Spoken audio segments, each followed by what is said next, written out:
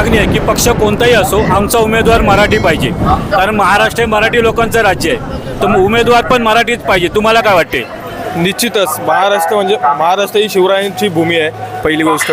आणि आपल्या महाराष्ट्रातील लोकांना जे रोजगार भेटला पाहिजे किंवा बाकी कोणत्या सोयीसुविधा भेटल्या पाहिजे त्या मिळत नाही आहेत. ते परप्रांतातली माणसं येत आहेत, त्यांना ॲडव्हर्टाईजमेंट, त्यांना जाहिराती भेटत आहेत, पण जे आपल्या महाराष्ट्रात जी माणसं राहतात, जी तरुण आहेत, त्या तरुणांपर्यंत नोकऱ्याचे असू दे किंवा बाकी कोणत्या संधी असू दे, हे तर आपल्या मराठी माणसांपर्यंत पोहोचत नाही. पण जे बाहेरून जे परप्रांतीय येत आहेत ह्या गोष्टी त्यांच्यापर्यंत पोहोचत आहेत. आणि त्याचा सर्वात जो मोठा फटका आहे तो आपल्या मराठी माणसांना होतो. त्याच्यामुळे पक्ष, मी पण एका पक्षात संघटनेत काम करतोय, त्यामुळे पक्ष कोणताही असेल पण आपल्या मराठी माणसाला आणि उमेदवार हा मराठी पाहिजे. बरोबर.